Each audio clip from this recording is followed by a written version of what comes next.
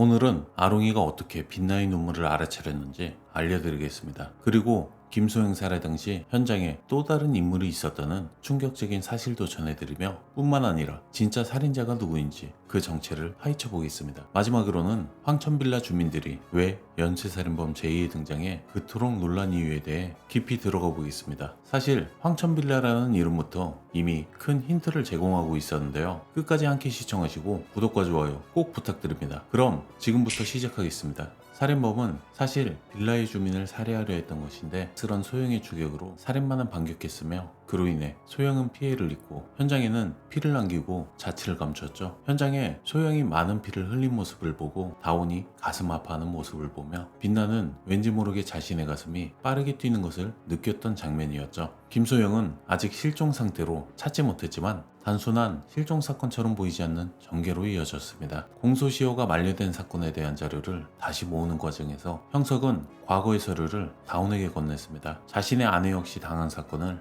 파헤쳐달라는 바람이죠. 빛나는 이제 다운에게 밥은 잘 먹고 다니냐며 걱정하는 모습까지 보여주는데 이 모습에서 더 이상 악마가 아닌 사람으로서의 모습이 드러나고 있습니다. 한편 증인으로 출석하기로 했던 사람은 늦게 나타나 위원장이 도박으로 빚을 졌다고 말하며 그 빚을 갚기 위해 노조를 결성하고 최원중을 협박했다고 고백했죠. 그런데 이 증인은 처음에 말했던 내용과 전혀 다른 증언을 하면서 결국 최원중의 죄를 부인하는 모양새가 되어버렸습니다. 아롱은 과거 연쇄살인 사건에서 살아남은 아이가 바로 한다운이라는 사실을 밝혀내고 이 사실을 빛나에게 전달했습니다. 빛나는 무심한 표정을 짓지만 아롱은 여전히 의심을 거두지 않는 눈빛을 보여주었죠. 빛나는 결국 최원중에게 집행유예 판결을 내리며 실질적으로 무죄나 다름없는 선고를 내린 셈입니다. 현실에서도 흔히 일어나는 불합리한 판결과 다를 바 없는 상황이었죠. 하지만 빛나가 점차 인간적으로 변하고 있음을 보여줍니다. 피해자의 고통을 보고 감정이 흔들리는 모습에서 처음에는 한다운에게만 마음이 움직였던 빛나가 이제는 다른 사람들에게도 연민을 느끼고 있음을 확인할 수 있습니다. 그런데 만도는 아롱을 사탄으로 의심하며 착한 악마가 아닐 수도 있다고 말하는 장면은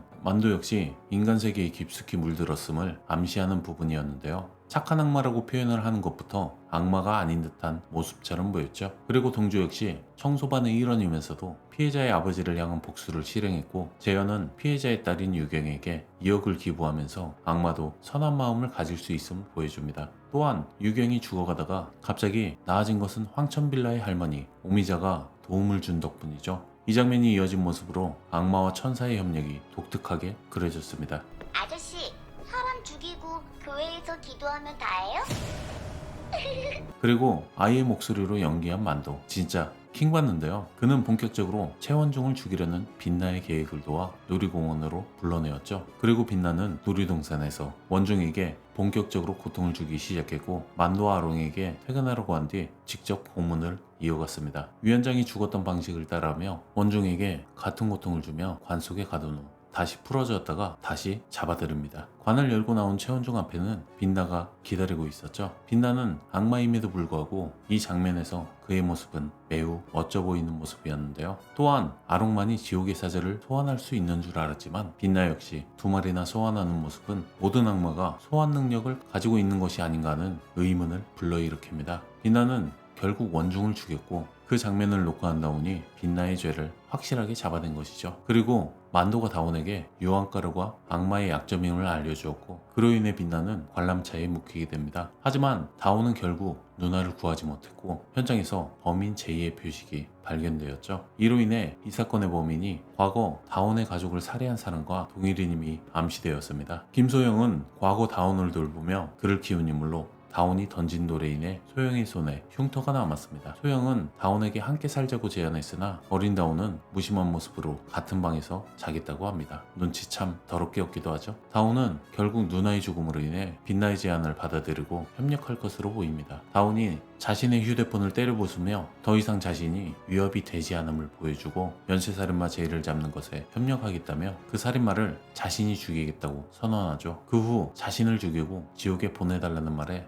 빛나는 아무렇지 않게 반응하지만 눈물을 흘리며 다운의 아픔을 이해하는 모습을 보여주었습니다. 하지만 구화 예고편에서 연쇄살인마 제이로 자신의 아들인 정선호가 지목되었음에도 불구하고 원하는 게 뭐냐고 묻는 정재걸과 그의 옆에서 은은한 미소를 띠고 있는 정태규의 모습을 보면 확실히 이들의 가족은 정상적인 모습처럼 보이지는 않아 보이는데요. 하지만 정적의 의혹으로 정선호를 놓아주었음이 확실해 보이는 듯한 예고편의 장면이 나왔습니다. 김소영이 살해됐음에도 불구하고 한다호는 빛나와 손을 잡음으로써 일부러 정선호를 놓아주고 한다원이 살해하도록 유도하려는 모습이었죠. 결국 정선호가 김소영을 살해했다는 사실을 덮어주며 납득하기 어려운 재판 결과를 냈기 때문에 새로 발령받은 장문재 형사도 마찬가지로 다운에게 강민나 판사에 대해 물은 것이겠죠. 그런데 황천빌라의 주민들도 마찬가지로 연쇄살인범 제2의 등장에 상당히 놀란 듯한 모습을 보여주었습니다. 마치 황천빌라의 사람들 또한 제2와 어떠한 연결점이 있는 듯한 모습처럼 보이는데요. 그와 함께 이후 장면을 보시면 학교 앞에서 차 사고가 난 정선호는 본인이 아닌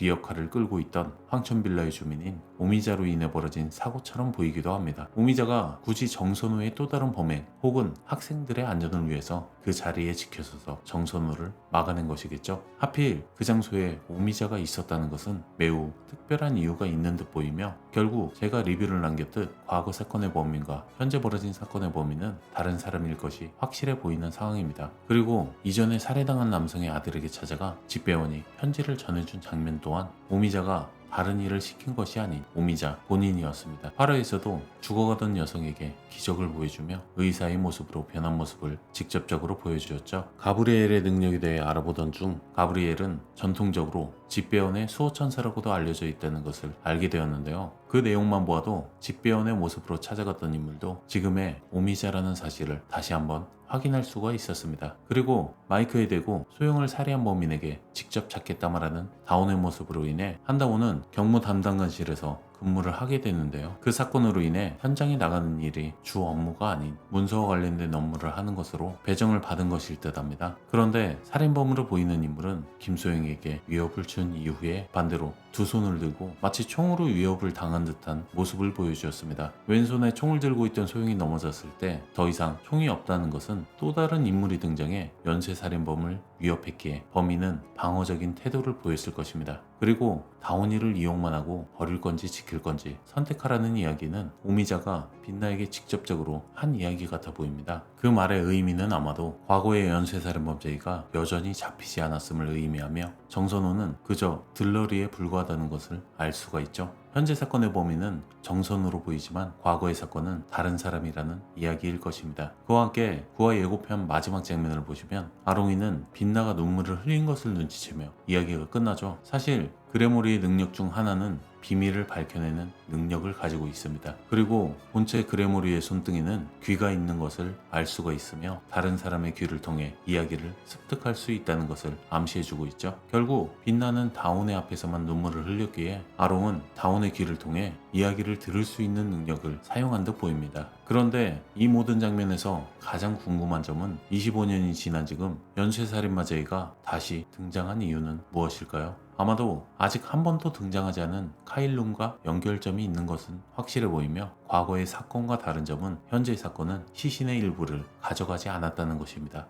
그 말은 이미 사탄은 다른 사람의 몸에 들어가 있는 것이며 황천빌라의 사람들을 살해하려 한 결정적인 이유는 카일룸이 그 장소에 존재하며 빌라의 사람들은 사실은 모두 천사인 것이 아닐까요? 단순하게 오미자 한 명만 천사인 것이 아닌 연쇄살인마 제이에게 살해당한 인물들은 아닐까란 생각도 듭니다. 애초에 황천이란 것은 사람이 죽으면 가는 장소를 가리키기에 살해당했던 인물들이 천사가 되어 사람의 모습으로 황천 빌라에 모여 살고 있는 것은 아닐까요? 여러분들은 빌라의 인물들이 평범해 보이시나요? 여러분들의 의견을 댓글로 알려주세요. 지금까지 시청해주셔서 감사합니다.